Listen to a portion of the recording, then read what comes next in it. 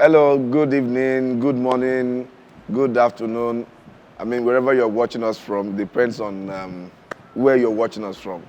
So, by God's grace, this time we are talking about an important topic, which a lot of people don't really discuss, and sometimes when we discuss it in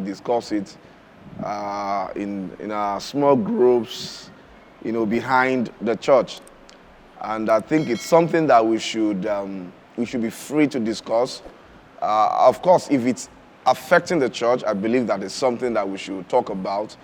And let's just give a straight talk on it. So today we're talking about church hurts. Church hurts.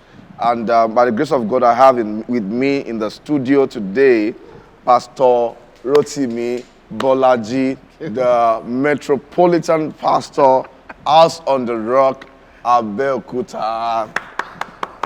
Thank you very much. Thank you very much. So good to see you. Thank you. It's good to be here. Yeah. I'm just the branch pastor.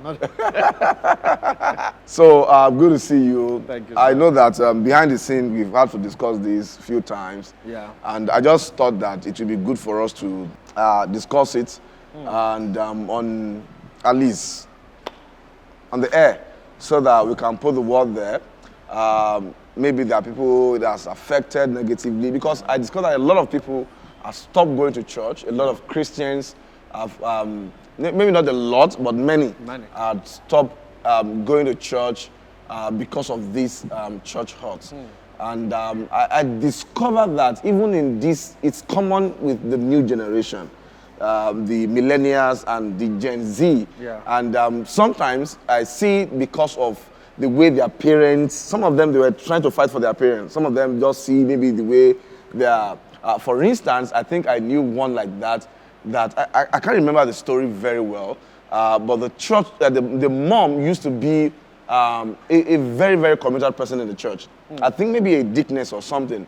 But while she was small, they used to be very, very committed in the church. But something happened before you know it, the mother stopped going to church, they all stopped going to church. And now she's a pastor in the church, and sometimes the mother will tell her, all these things you are doing, you have done it before, and it doesn't. So, and I believe that is part of church hurts. So I think we should go straight into the discussion, all right? So what would you say church hurt is? Well, once again, thank you for inviting me. This is, it's the elephant in the room. Yeah. And so we definitely would not exhaust it today.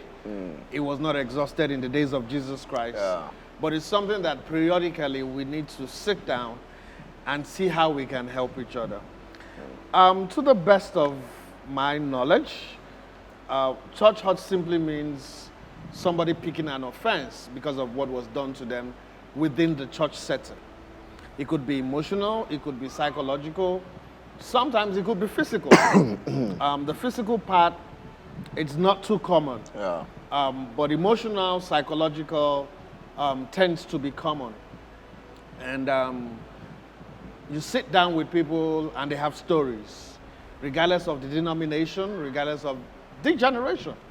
But it now looks like in the millennium and the Gen Z generation, it looks like it's more prevalent. Yeah. And so you begin to ask questions. What's going on? And when you look at it, you just find out that they took offense at something that happened. So at the end of the day, churches is simply somebody picking an offense, whether justifiably or not, about what has happened in a church environment. All right. Thank you, sir. So let me clarify this. For those who are watching this and you've gone through one offense or the other, now we are not trying to defend the church, and we are not trying to blame you. We just want to find a balanced space where we can all meet, whether as the church, maybe if there are places the church or the pastors or the church generally needs to adjust. Yeah. If there are places, and let me tell you the truth, that there will be places that you need to adjust. Yes. there will be things that you need to review just to shift our perspective and ensure that at the end of the day, people are healed and the church too is in a good place to help people. Yeah. All right, so one of the things you said, if I will try to reconstruct it, is there is difference between hurt and offense. Somebody can be hurt And not offended. and not be offended. Yes, that's true. And so it's a different thing for people to be hurt. Yes. It's another thing for take to be to take offense. Yeah. And I would just summarize church. I mean, I would just put it like it's a kind of conflict. Yeah. Yeah. It At is the a end of it, conflict. it is a Yeah. conflict. Like, okay, misunderstanding Yes. and something like that. Do you think church hurt is inevitable? Do you think it's something that you can't dodge it, or do you think it's something we can avoid? Anywhere there are human beings, there will be hurt. Sometimes we over elaborate, we overemphasize what we call church hurt. Jesus Christ was hurt. Paul was hurt. This is generation that emphasizes that we need to preach from the epistles, which was written mostly by Apostle Paul. In fact, some people now are also saying we need to preach from gospel. Let's no, not go there now. That's another thing. That's another thing entirely. But Paul was what? Paul said, may God reward Alexander the coppersmith because he did us so much harm. So he was hurt. Interestingly, in the context of church hurt, we always come from the perspective of leadership hurting the congregation. I think that's because most times the leadership don't talk. Don't talk. So that's where I'm going. Church hurt in its reality is from both sides. Yeah. Both from the congregation and both to the congregation and from the congregation to church leadership. Now, it looks like it only happens to the congregation because the congregation can talk. The congregation would talk. And we're in the day of social media. But the truth of the matter, and I'm not defending leadership, but the truth of the matter is more leaders are hurt than even the congregation. Yeah. So we must find a way to train ourselves in such a way where we understand that hurt would happen. But we shouldn't wash it away, or we shouldn't put a carpet over it. Let's deal with it, because the Bible gives us the requirements on how to deal with situations like that. Yeah. So that it will not happen, that it will not continue, we're lying. In fact, one of the things when I was thinking about this topic, one of the things I was thinking about is the fact that hurt is inevitable in life, like you said it. And to me, I think I believe that the more hurt you can manage, the more you can rise. There's something, what's the name of this man? Sam Chand. Yeah. Sam Chand talk about leadership. Not leadership now, leadership.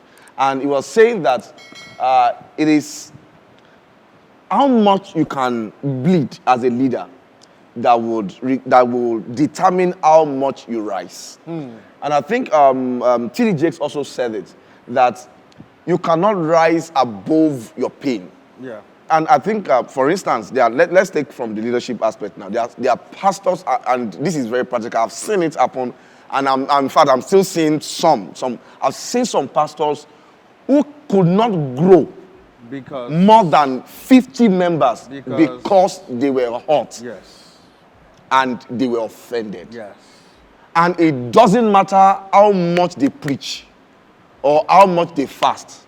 It won't just happen. It's just like there's a ceiling above them. Very correct. And I think if it happens to leadership like that, I think it also happens to people like that. Because I believe that that's one reason, that's one thing that put a cap on people's growth. So we need to understand that it's inevitable that somebody will know. Even you sometimes will hurt yourself. Oh, yeah. And you're angry with yourself.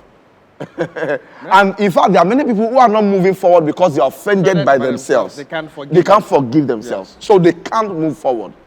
So we need to understand that it's in fact the Bible says that offense must come.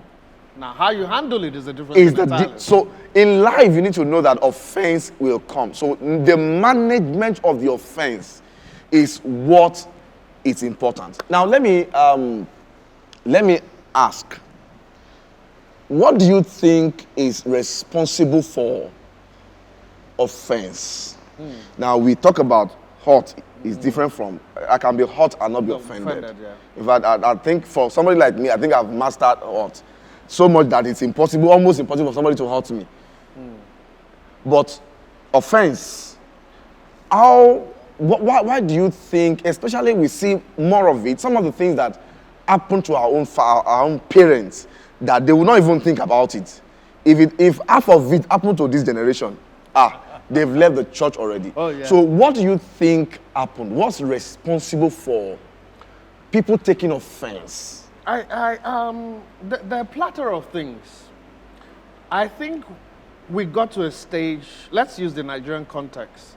I think we got to a stage in the church when we stopped training and started entertaining. And immediately we started entertaining, a lot of people could not bear suffering. Yeah, they were not, that's You're not trained. Yes, You're not trained to suffer. Yeah.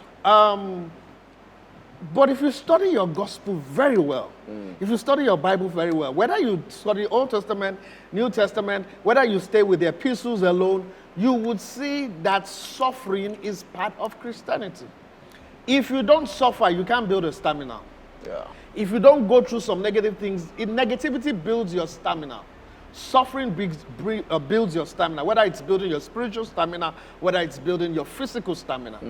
You cannot build muscle unless you carry physical weight. Carrying physical weight is not palatable, it's not enjoyable. That's why you see people go to the gym, and once they are carrying the weight, you see them squeezing their face. So we moved from entertainment, we moved from training. Which is discipleship. From discipleship into entertainment. And what do I mean by that? We stopped praying long prayers. We stopped preaching messages like brokenness. We stopped preaching sanctification, righteousness, things like that. We stopped it. We started preaching, you can make it, you would make it, 10 steps to get a breakthrough, 5 steps to have a great marriage, 20 steps to have a millionaire, which is not wrong. Yeah. But that is not sitting on the foundation. So if somebody comes into the church and that's all they know is how to make it in life, without the element of suffering, without the element of understanding that some things would happen on your way to get into fulfillment. Like the Bible said, Jesus Christ learned obedience through the things that he suffered. Most of the generation, and I blame us, we pastors, most of the generation that we pastor cannot endure hardship. That's true. So since they can't enjoy hardship from home because they were not trained from home, they come to church, they can't endure hardship.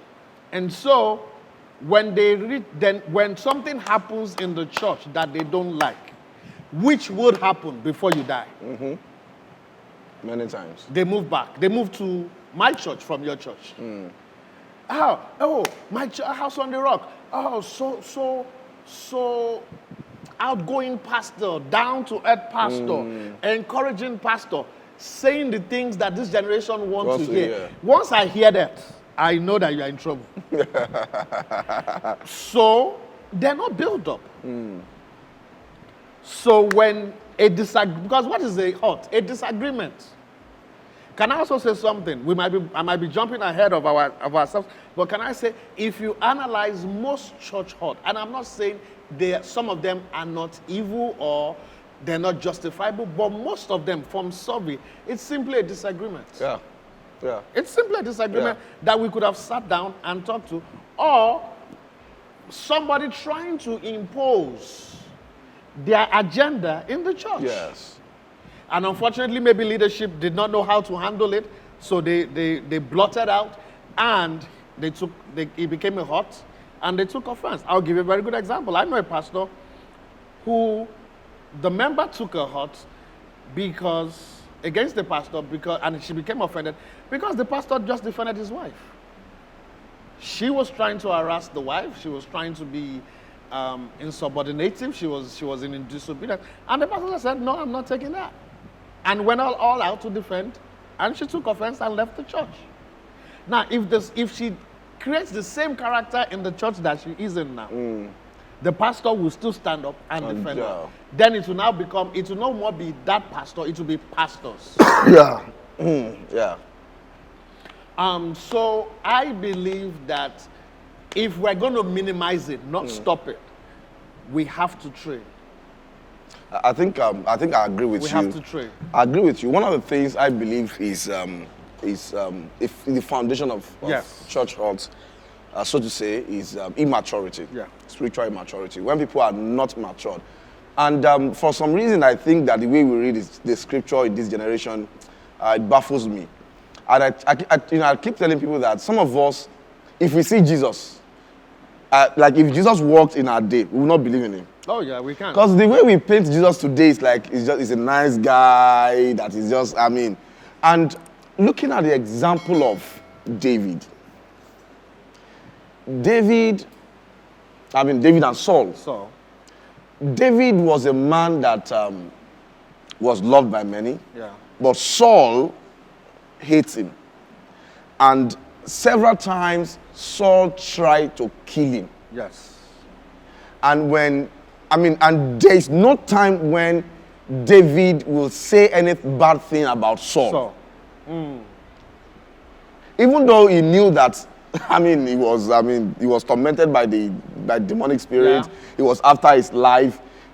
Up to the time that when he had the opportunity to kill him, and everybody, all these people say, just do it. This is the greatest he said, opportunity. No, I can't touch God's anointed. Eventually, the guy that killed Saul, he killed him. That how dare you touch God's anointed? And then you came to tell me? Yes. So if you look at that, I think that David had enough heart to either revenge or to say something bad about David or about Saul. Justifiably. But he didn't. He didn't do that. So I think sometimes, just like you said, the kind of things we preach has raised a kind of generation that don't even understand what the gospel is. And even in heaven, I think that was where conflict started from. Oh yeah, exactly. God empowered Lucifer, and Lucifer rose up one day and said, I want to, and God, told the angels to fight him and kick him out. Yeah. But in Job, we saw the same Satan come to God's presence, and they still talk as if there was nothing. So it means that there is, even our enemies, there is a way even in the New Testament that Jesus said we should relate with them. Say, pray for them that hate you. Yeah. So, what do you think? Oh, let me take a story and relate, because one of the common hurts, the commonest one is that the pastor don't visit me. That's one of the common, like the pastor did not visit. And I've seen that. In fact, there are people who have been in church for 30 years and are still offended that the pastor did not visit me or nobody called me. For instance, maybe they are sick. They didn't tell anybody they are sick. And at the end of the day, they left the church and said, why did you leave the church? Said, because nobody visited me. Nobody called me. Okay. Now, what's your perspective to somebody, especially somebody who have been in church for a while? What's your perspective to that kind of thought? What do you think? In what area is the church to be blamed? And in what area is the person be blamed? Yeah. Well, for somebody like that, I think one of the things that we might do wrong from leadership is creating a structure. A structure where we can look out for each other. Now, we'll still drop the ball here and there. But if we have a and I don't even have it in my church, and so I know my church is suffering from that, is that we need to have a small group mentality, so that if somebody is missing, I say to my workforce, if somebody does not call on a Sunday and they do a no call, no show, it's required of you as the leader of that group to quickly after service find out why they did not make it.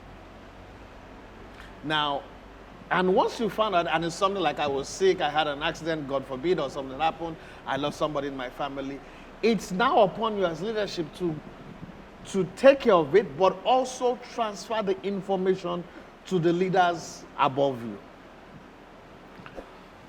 Visitation is very important. Visitation is necessary, but there is no how we will get it 100%. So I do not expect somebody that has been in church for a very long time to take offense at that level to where they stop coming to church. I think what should be done from their perspective is to notify church, I was sick, nobody came to see me, blah, blah, blah, and still maybe be angry, but don't leave church. Because if you are saying that, what should somebody just came yesterday? who just came yesterday say? So I can't justify it from the leadership. That's a slack from the leadership perspective, and we need to correct that. But like you said, you've been in this church 10, 5, 15 years. Come on now.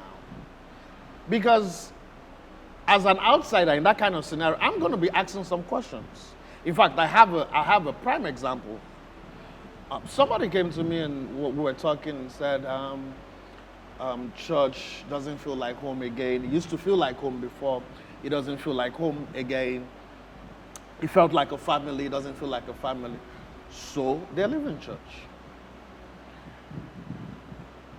And the next question that came to my head is, what have you done to make this family feel, to make it feel like a family again? What have you done to make it feel like home again? Because if you've been in any church more than a year, you should be carrying responsibility. Are you following what I'm saying? So much so that even if the pastor could not come or did not come, you can cover up for the pastor by going to the person. Are you following what I'm saying? So the leadership needs to buckle up. But for somebody that has been in church for a long time, that person most likely has never visited anybody. That person most likely has never checked on anybody. So they have this entitlement mentality that says, I'm still a baby. You are no more a baby, you're an adult. I mean, it would be ridiculous for my 19-year-old daughter to say I didn't come and check her in university. Should I go? Yes. But to take an offense to where you now exit? Let me add this. Let me add this. There are people who will say that, who have been offended, and like you said, which I strongly believe, that sometimes we don't understand that part of the hurt that happens in church is part of the suffering that we go through. Yeah. For instance, Paul could have been offended. Yeah. Because when he gave his life to Jesus, a lot of them didn't believe him. They live in him. So at first, they didn't give him right hand of fellowship. At all. Because they didn't trust him. For about 13 years. Yeah, so he should have been offended and say, no, I'm going to just do my thing. But it's, he sees it much like a persecution, which Jesus even said that you will be persecuted. Definitely. So there are suffering that comes within the church, and there are sufferings that comes out from outside the church. And I think one of the problems is that most times we have wrong expectations of the church. Yes. And those are the things that brings the offense. I know that one of those expectations is that the church should carry my bills. I mean, those are that's some of the things that Oh, yeah, I know. we now see in. When I was growing up, my own mom used to have, I mean, my dad is a prophet in the church, he's an apostle, but he's not like the main. So we still have other people who are like full time. So anytime those people are coming, my mom will always separate, maybe some kind of food. Okay. I mean, when we harvest yam, they will separate something to give the pastor. But today, it is the people who are expecting from the pastor. Oh, yeah. So they believe that when I'm getting married, the church should do some things. When I'm naming my children, the church should do some things. When I want to pay my school fees, whether the church can even do it or not, we have expectations from the church. And I think some of these expectations, would you say they are right? Or would you say they are over the board? Some of them that causes offense. Okay, let me say this. I think even from leadership, both leadership and congregational perspective, we've gotten the concept of what a church is wrong. We normally would use the book of Acts that talked about the church sharing everything with each other so that no one lacked. Yeah. We forgot that they sold everything and brought it. Yeah. So the question now comes, have you sold everything that you have and brought it to the church? But let's leave that aside. We still have not gotten the concept of what the church is correctly. And I think that happened because of the people that brought the gospel to Nigeria. When they brought the gospel to Nigeria, they came with schools, they came with hospitals, they came with AIDS, and things like that, and clothes. But that was just evangelistic. That is actually not the church.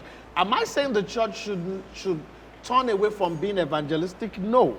But I'm saying that is not our major responsibility. Yeah. And I know this is controversial, but I'm going to say it and I'm going to put it out there. The church is not built to pay your school fees. At all. It's not.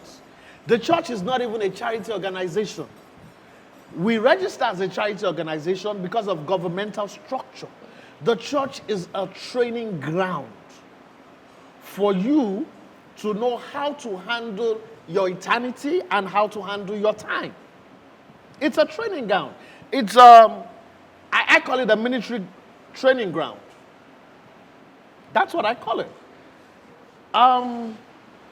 Should we do schools? Yes. Should we do feeding? It's interesting now that if this church, Light Life and House on the Rock now, does a feeding program and we do a publicity, you will see under it, this is what church is. Because we're sharing food. I heard what our father is doing, Bishop Oyedepo. He's setting up a food bank. And I'm seeing comment, this is what church is. This is what church is. Church is finally getting it right. Yeah. And I'm saying, we're missing it. We're missing it. I'm not saying we should not do feeding, but it's actually a training ground from the Bible perspective. How many miracles, how many crusades did Jesus Christ do? And how many times did he feed? He fed once. And twice. Okay, twice. And the twice, it was after 3 days. So my question is, should we have a 3-day service? And at the end of the third day, if you're hungry, then we feed you? We make it look as if feeding, paying school fees, and we forget. And I think maybe because we pastors don't talk, we forget to tell them that we've paid so many house rents that we didn't see them again. We've done so many school fees that we did not see them again. I'm not talking about the one that we publicized that we said we're sharing food. We already know majority of them are not coming. But we're talking about even members who, after you finish paying their school fees, they stop coming to church. Then I'll go to another church.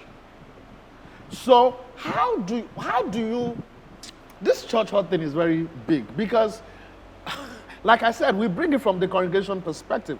And I know that perspective because I've been a congregation before. But I know a lot of pastors who are hot, who use the school fees of their children to pay school fees for congregation. So the church should be a training ground. It's a military zone where we train people and then release them out to live life, not where they necessarily come. I think, like you said, one of the problems is that it looks as if there are people who have come into the ministry for fame and popularity, Yes. and some of these people have money, and they just, well, anything they want, we are going to do. And because of that, we have changed the old purpose of the church. I was saying something recently. I think I was preaching, and I think the title of that message is "Doing Great Things for God," attempting great things for God. Yes. And I was talking about how it's good. I mean, in the world, it's good to build hospitals. Yeah. It's good to do all this good thing, but that's not the main thing. That's not the main reason why we are called, and would never be a church. So, but let me say this. Let me ask this,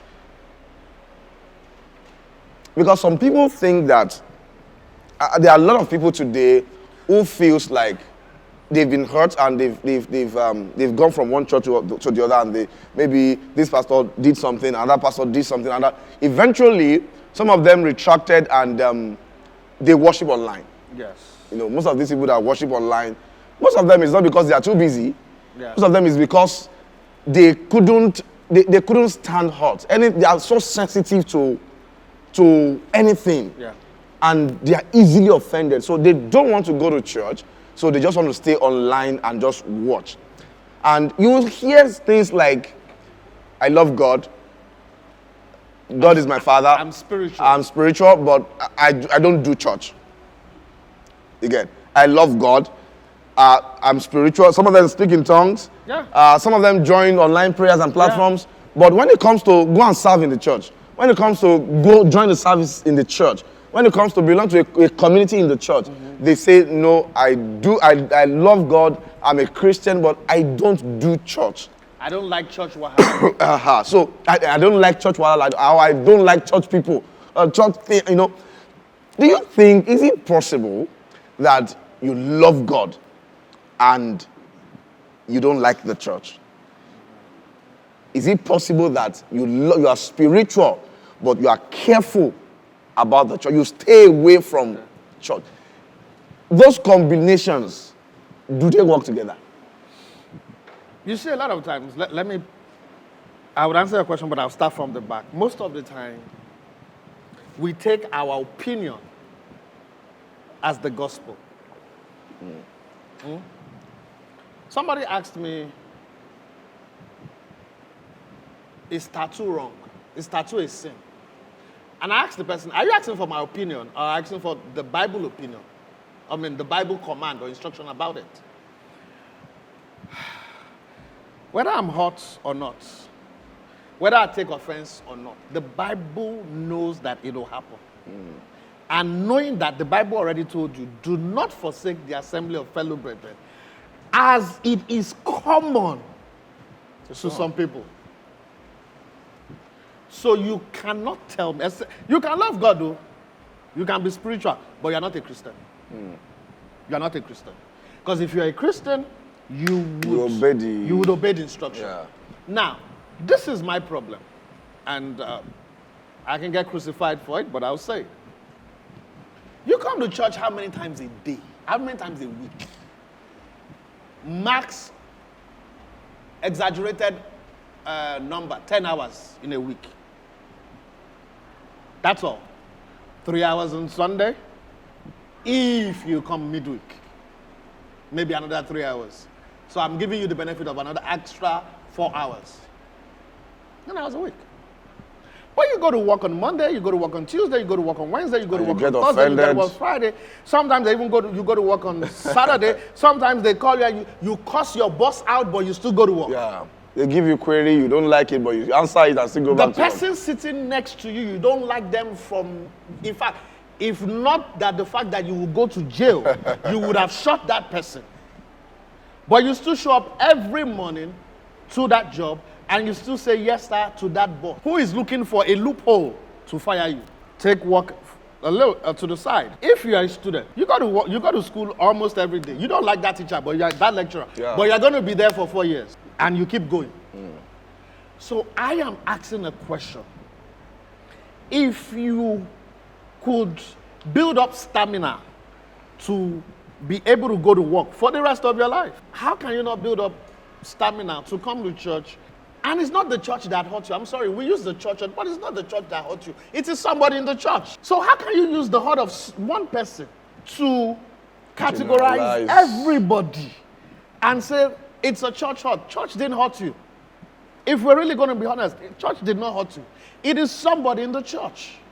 And you that you're saying church has hurt you, question, have you not hurt anybody? Because you are not God. Yeah.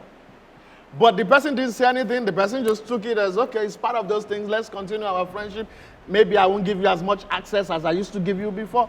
So I am saying that if you are really a born-again Christian, no matter the hurt, you would remain in the church.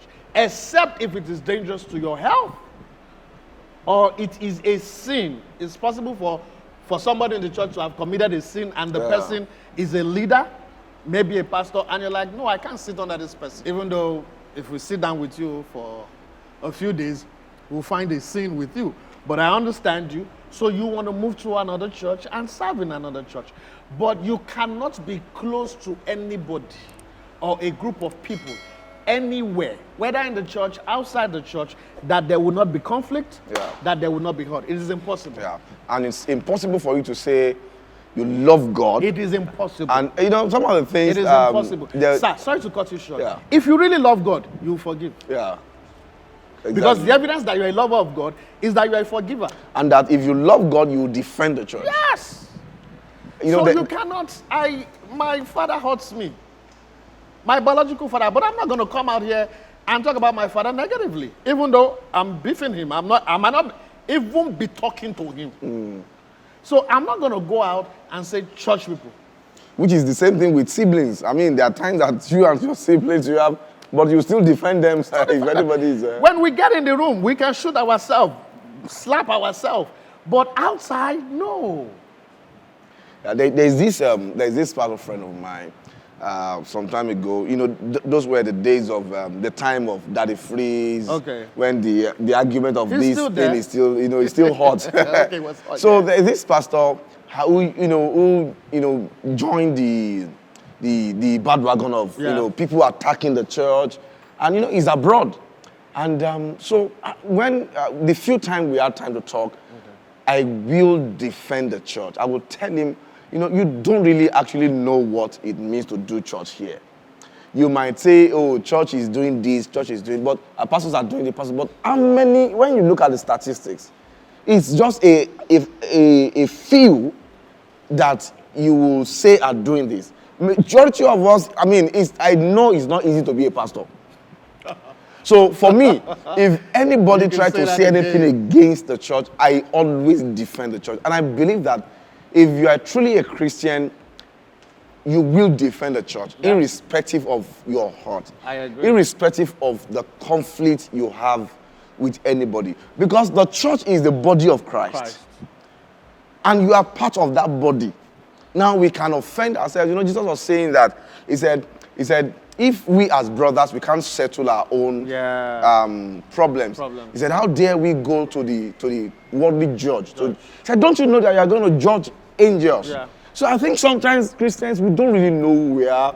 We don't know the power that is in us. And we allow some of these petty things, to disturb us. Let me take a question that somebody sent here. He said, where I'm coming from, pastor appreciates members who travel down to worship once in a while more than those who decided to stay behind to work for church and God. And that has created a hurt in my heart that I prefer now to work and just send my tithe down. Now, before I give you opportunity to talk, I'll just say something about this. I think what the person is trying to say is that maybe if there are people who just come once in a while, the pastor appreciate them. Oh, good to see you. Oh, it's been a while. Maybe during service. And those of you who are there, nobody's even seeing you. Now, I'm presently writing a book on becoming a faithful servant. Okay. Probably it's going to be out by the end of the month. And one of the things I wrote in that book is the fact that a faithful servant does not look for credit. A faithful servant does not look for, like, thank you. Like, if you are a servant, you don't expect your master that you do something. You don't expect your master to say, oh, thank you so much. Oh, take this award. Oh, take this. Now, I'm not saying that it's wrong to appreciate people and acknowledge what they've done. For instance, in Life Church, we do appreciate people. In fact, we have a program at the end of the year where we host our leaders and we appreciate them. But really, really, really, really, as a true servant of Jesus, you are not expected to be looking forward to thank you. That's part of the nature of a true servant. Now, when that thank you comes, good, take it in good faith. This is the reason. The reason is because you are not working for that pastor. While I encourage the pastor to say thank you and appreciate, to be appreciated. But for any reason or the other, if the pastor doesn't say it, or if it doesn't come from your HOS or HOD, just do what you are doing unto God. Let me say something before you come in now. I've discovered that this church earth thing, is one of the ways the devil used to offset people from their places. Yeah. It's one of the ways, maybe somebody you have labored in a place. I've seen people who have labored in a church. For instance, I know stories of some people in Redeemed Christian Church of God, when the church was still under Akindayomi, who labored. Then when Daddy Gio took over, they also labored. But in a time came that they became. Now let me this is a story of somebody who's very close to me. In fact, very close. He served Akindayomi. And when Daddy Gio came on board, it was, somebody you've seen, when they came in. And you saw what they were, when when they gave their life to Jesus, their growth. So the wife, and in fact, they were now living together in the same house. So the wife of this person will look down on Daddy Gio, Mommy Gio. You know also how women will want to even amplify the thing. So one day, recently, maybe like some years ago, of course, they are now big, they are not even the same level. One day, Mommy Gio saw the lady, the woman, and of course, but Mommy Gio just said something like, "She Jawati wa pari bai." Wow. She would take offense to that. No, not that. Do you know that because of the kind of attitude they gave while they were growing up, they were not where they were supposed to be? Yeah. Yeah. People who even came after them, people who even didn't do things that are like up to what they did, were in better places. They were better treated. But because of the offense of when did they come? So they were deprived. So I just want to tell somebody there that there are some of us that you've labored in a church with a pastor for a long time. Yes. Maybe somebody just came and the pastor maybe didn't give you the responsibility he's supposed to give you, or somehow you became offended and you left that ministry. It may just be the devil trying to deride you of the blessings that you are supposed to have. So I don't know if you have anything to say. You're very correct. Just serve. Yeah. Honestly, just serve. That your leader will not offend you is a lie.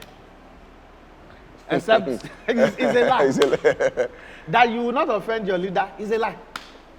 But your leader has not quit. So why are you quitting? It's just serve. The day I will be waiting for a thank you from my leader, may that day never come. May that day never come. Not because I will not appreciate it if it comes, but that's not the agenda. My leader should be able to encourage me once a year. And I should be able to run for a year without expecting his encouragement, just doing what I need to do. once again, we're taking, and leadership too, we're taking offense on things that don't really matter. That is not really important. That if you really sit down and look at it, sometimes you don't even remember what they did. Yeah. Now, there's some grievous situations, so I'm not downplaying some situations. There's some grievous situations that to go is better than to stay. But there are not many of it. Yeah. There are not many of it. And I also want to talk to the leaders. I'm in leadership position, so I can talk. I know we're busy. I know we're trying to get to where we perceive we need to get to. And in that process, we're going to hurt some people, we're going to offend some people. There's something I do every year, and I'm still going to do it this much. And I know my people think that I'm just doing it. It has become like a tradition, but it's actually not a tradition. There's what we do in House on the Rock, which is once a year, the whole church comes together to appreciate you. We call it appreciation service. And so, in my vote of thanks, what we call the pastor's response, one of the things that I do is that if I've offended you in the last 1 year, kindly forgive me. But I promise you, I'm going to offend you again. Yeah, sure. Because it's just the truth. Unless you are not Unless real, I'm not real. Unless one is pretending. Because you have offended me too. That is the honest truth. If we count offense, most pastors would have quit a long time ago. What do you do to somebody that you pay their school fees? No, how does a leader handle somebody who is a sub-leader under them, directly under them, and who does not tell the leader until about a month to when they are going to Japa? Or even when they jack with one, they are to the airport. This is somebody that you've committed. The things that they do, they can't even train somebody else in 1 month. Hey, let me tell you a story of when the church was, I think it was still in our first year. I've told this story several times. You know, we were planning our carol service, our first carol service. And there's this lady, and so we were planning everything together, you know. Oh, yeah. So we were supposed to do candle, kind of silent night. We wanted to do candle. So the first lady already gave her money to go and buy candle and, everything. So the day of the... That was the day she was jackpot. That's the day she came to the house in the evening. I said, my mother called me, they said I should come to the house. So she came to drop the candles and left. And then 3 days later, you discovered that. Later, she was a strong member of the church again before she eventually traveled. I think there's scenarios. I know congregation have scenarios, yeah. But if a real pastor sits down with you and tell them the scenarios that they've gone through, where people just quit on them, and they don't, okay, if you are my accountant in church and you just disappear, I'm in trouble because I don't know how to do accounts. Are you following what I'm saying? So what I'm saying to people is that let's be honest with ourselves. If you want to go to another church, go to another church. Don't lie that you were hurt. Because if we really sit down and break it down, most of what we call church is you trying to impose your agenda and the leaders saying, no, you can't do that here. Yeah, I think that's common a lot. Even here, yeah. I think I've seen that. Very, very common. People come and say they give one idea, and if once you don't take it, they say they don't give any other idea again. In fact, there was somebody who left the church. I think it was Pastor. I will not mention his name, so that the pastor. So he saw one of our pastor, and he said. So Dan was asking him that we've not seen you in a while. What happened? He said, pastor, when you meet pastor to give him an advice, he will do as if he has taken it, but later he will not do anything about it. Maybe we need to have a congregational meeting one day. Yeah, I mean, and let people understand. Within the service. Yeah, within the service, and let people understand that respectfully, you didn't call us, so you can't set the agenda.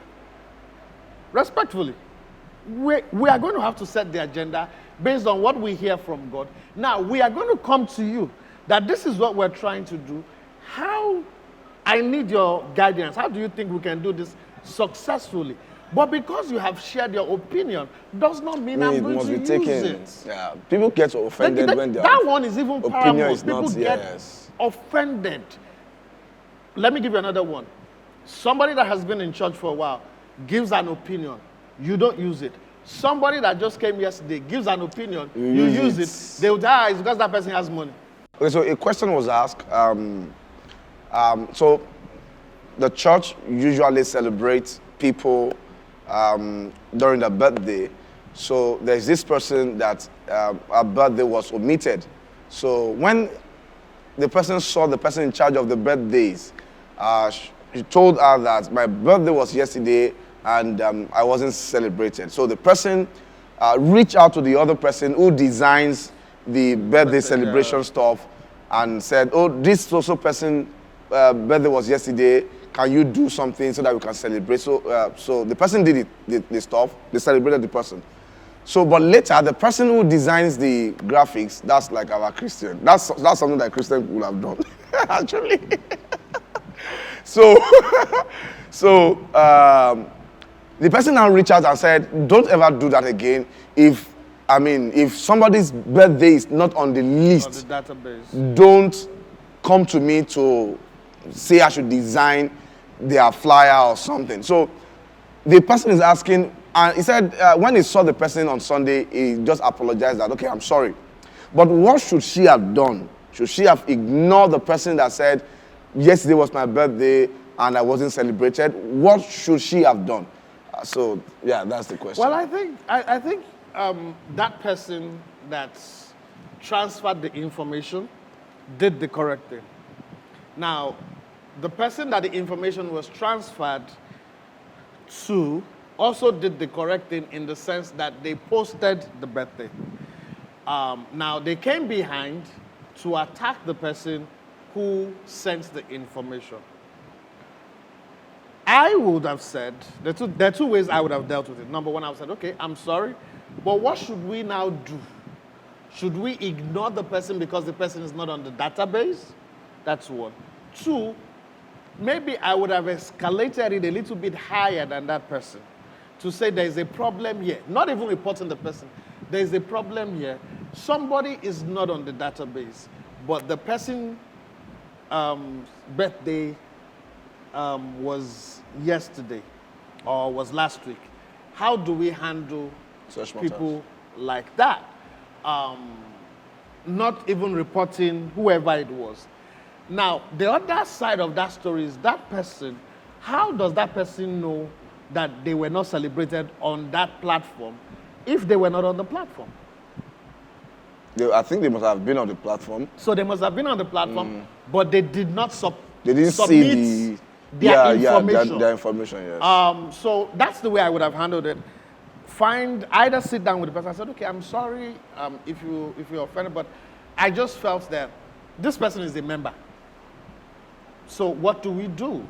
Because we celebrating that person that day would have mean that we'll just put her information or his information on that platform, or take it to somebody higher and say, how do we handle people who we don't have their information and they want to be celebrated on the platform? That would be a biblical, spiritual, civil, common sense way to have handled that situation. I think, sometimes people react to things that you didn't do, that you didn't cause. Yes. So the person might reacted maybe because there was something he's going through at that point in time. At that point in time. So that might be the case. The person might just be maybe, he's going through a stressful day, he's going through a bad day. So that may be the reason why the person reacted. And I think we've said these things. Sometimes, or most times, most of the this church earth thing is as a result of immaturity. And what is immaturity? Manifesting the fruit of the Spirit, like patience, like long-suffering, self-control. Like self-control. Do you know that there are times when people have been hurt because they didn't see their picture? Yeah. In the picture that was posted. Normal Sunday service, that we just take random picture. And people will come and be fighting the graphics people and say, my picture was not posted. Hey, why is my picture not posted? That as small as that thing is, some people will take offense because of that. And if you just know, if you have the fruit of the Spirit, you will know that this is not something you should take offense on. And let me also say this, a lot of church hurts, so-called church hurts, as a result of character defects. Yeah. Some people don't just have the character, and they call it church hurt. Yeah. And some people also cause the church hurt, who cause the hurt too, is as a result of lack of character as well. Yeah. For instance, now, the person you could have said, you two don't ever talk to me like that. Who are you to talk to me? I'm trying to help, and you are talking to me like that. Don't ever, and before you know it, the thing will escalate. Yeah. So I think most times when we have understanding, when we are truly meek in our spirit, when we have meekness, when we have a gentle spirit, there are lots of things we will handle well. Let me take one more question, and I think maybe we'll call it a day. Whilst you're talking about that, it still goes back to what I said in the beginning. Training, yeah.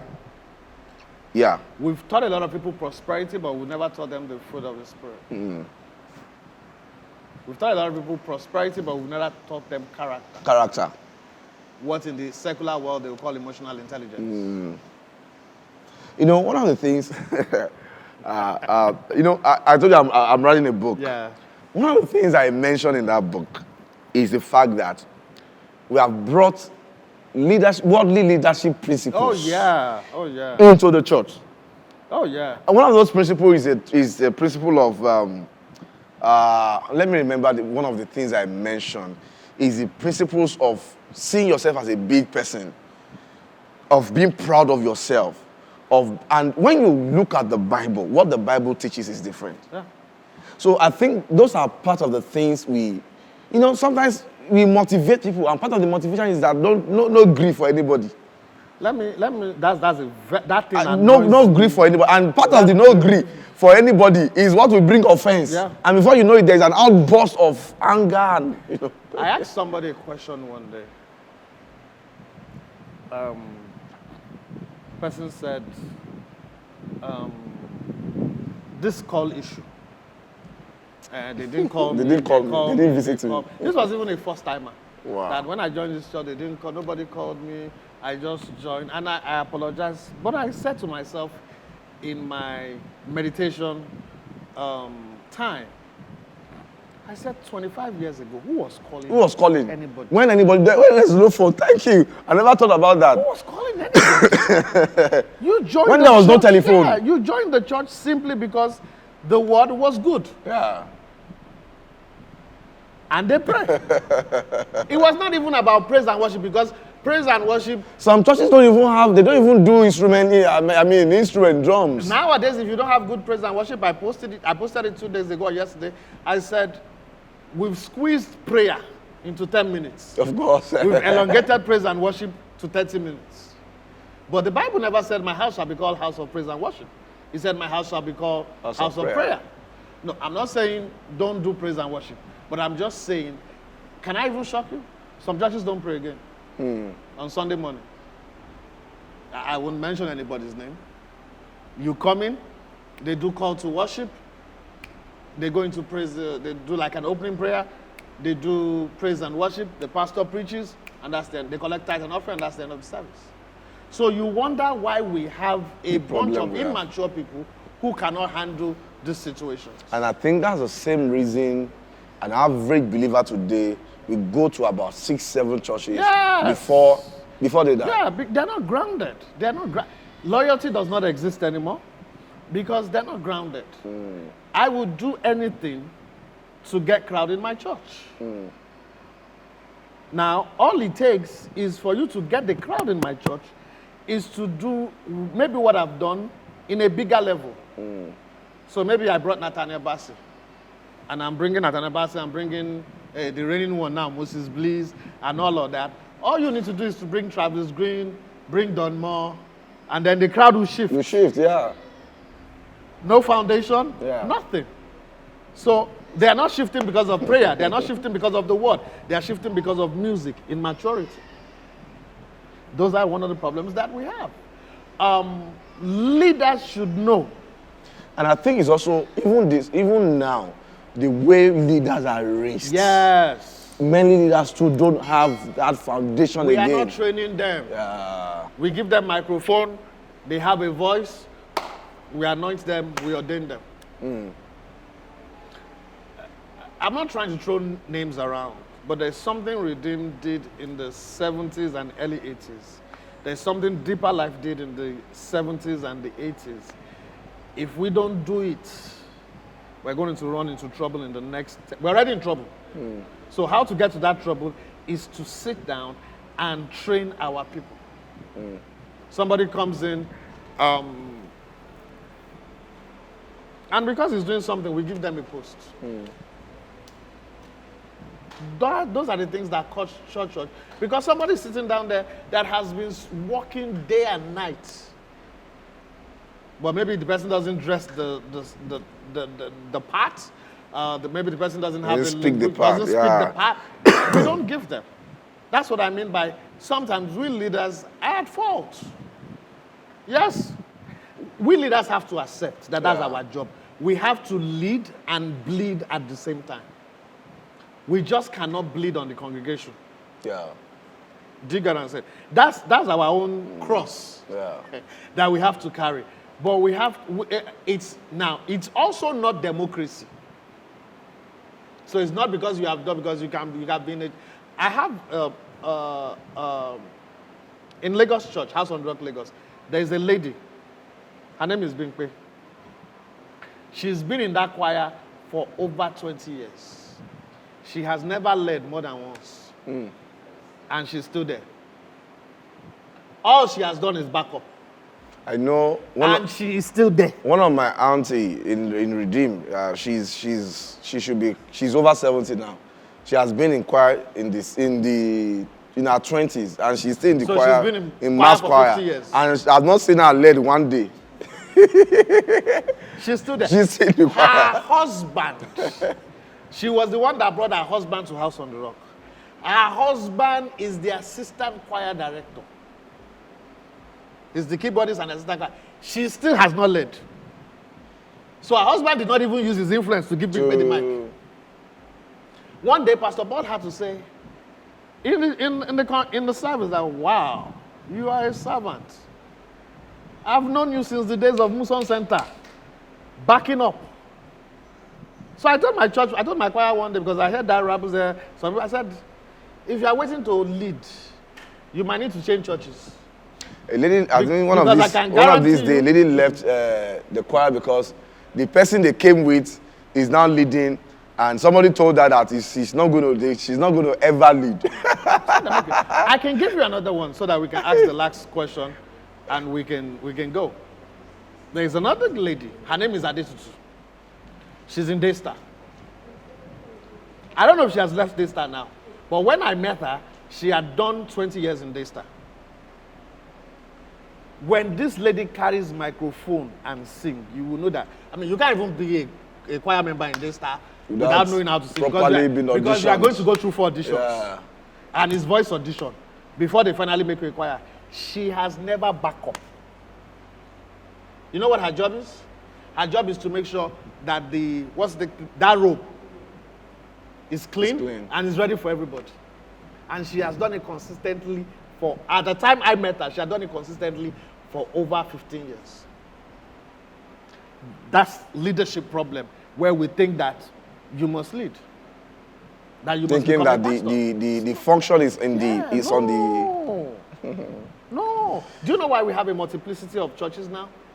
Because most of our assistants think that they've served for 10 years, they should be leading a branch. And when you don't give them a branch, they say, God has called me to. But I have a question. If God can call you to pastor, but it doesn't mean he has called you to pastor a church. So what are we doing about Mapoli?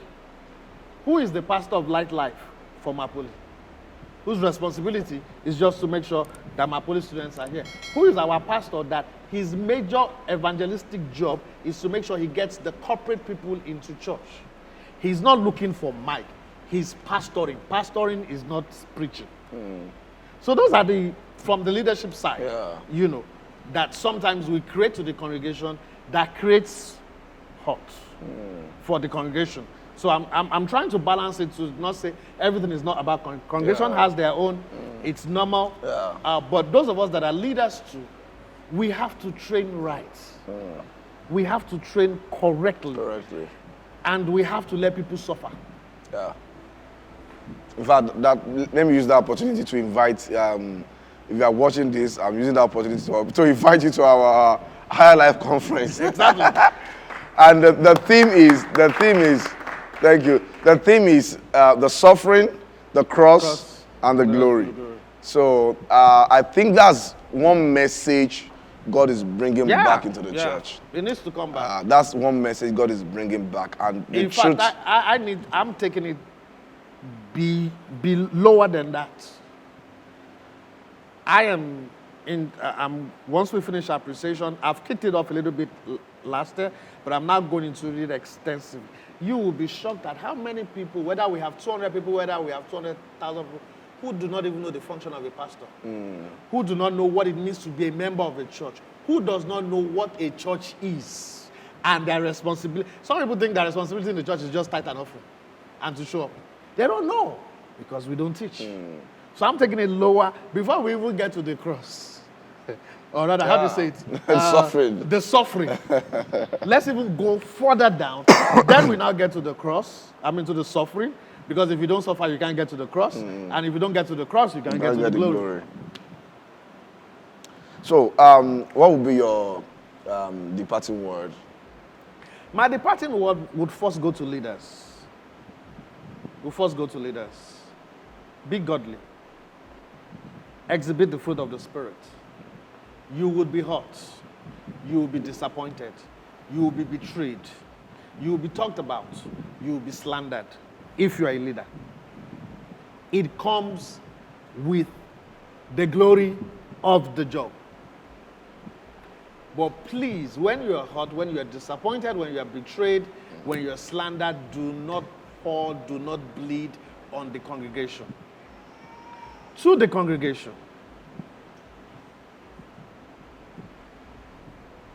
That you will not be hurt by a fellow member. It doesn't even have to be a leader. It's impossible. You yourself have hurt some people in that church or in that organization. What I'm saying to you is that I'm not giving permission for it to continue. But I'm saying to you that when that thing happens, reach out to people, explain with humility, explain with honor what has been done to you, and let it go. Let it go. If you don't let it go, I can guarantee you that you will change churches and churches after churches after churches after churches. The nice church down the street is because you are not there. There is no perfect church. The church is perfect until you join. Once you join, the church becomes imperfect because you are not a perfect human being. So just consider yourself that you are not perfect also. I'm not saying stay in a church where there is abuse. I'm not staying in a church where there is all kinds of commotion, all kinds of nasty things. But I am saying that before you carry your bag and head to the next church, I hope you are not even the one causing the problem in this current church. That's just my advice to you. Stay with God, stay in God, stay for God, and learn to forgive. Thank you. All right, let me give my own departing words like this. The church is made up of a lot of hurt people. People, some of them are born again, some of them are not born again. Even those who are born again, many of them are coming bleeding from the world. They have gone through a lot. Some heartbreak, some, going through, and they're coming with a lot of baggages. They are hurt. And a hurting person hurts others. However, if God is going to use you, then you need to develop a thick skin against hurt. Because there's no way you will help a hurting person without being hurt.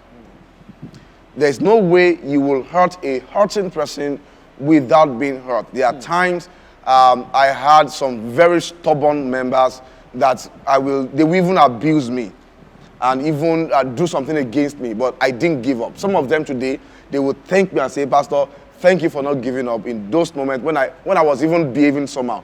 I could have been hurt, but because I developed it, I know my job. And I know that if I get hurt, I won't be able to help them. So it is normal for hurting people to hurt. But as someone who is part of the church, who is a member, and I'm not just talking about a member like a congregation like this, you have a portion, a responsibility in the body of Christ to play, then you know that to help people who are hurting, you need to rise above the hurt. You need to rise above offense. Then you can allow God to help you to heal people who are hurt. And when you do that, the church becomes a better place. In fact, do you know what? Look out for people who hurt people. Those are the people you should look out for. People who are hurting. Those are the people when you discover that somebody is cranky, is just offensive, those are the people you should get closer to. Try to know why they are behaving the way they are behaving. Try to know what is the problem and try to help them. They will disregard you. They will abuse you. Some of them will not come to church, but still be friendly. Love with the love of Jesus. And I know that at the end of the day, we are still all growing. But when Jesus comes, we will become a perfect church. The church is not perfect. The Bible says perfecting the gift is perfecting the saints. It's not a perfected saint. All right? So the Lord will help us. If you have been hurt and you've left church because of hurt and offense, please let God heal you. All right? Let God heal you. Let God, there's a provision for healing in the word. And go back to church, okay? Preferably that church that you've been hurt. If you can go back there, go back there. At least let somebody give you an audience. Tell somebody about it. Because there are times that some of us, we just take decision. Yeah. We don't even know, because somebody can hurt you without the person even knowing that they hurt you. Yeah, that's so true. Talk about it. That's true. Yeah, talk about it. Let the person, give the person a benefit of doubt to even apologize or talk to you, all right? So, and I pray that as we do that, the Lord will help us, will heal us, and that we bind us together as one body in the name of Jesus. First of all, I just thank you so much for coming and doing this with me. I will be hosting you again. The last time we did this was the day my dad died. Yes. I remember. Yes, so I remember. Thank you. Yes, at that office. Yeah. Thank you. Once again, thank you so much. The Lord bless you. Thank you, everybody. Thank you for watching. And those who are in the studio, thank you for coming. God bless you. See you some other time. Please don't forget to subscribe. If you have not subscribed, please subscribe to this channel. Also, press the notification button so that you can get notified when we post new videos. Thank you. God bless you.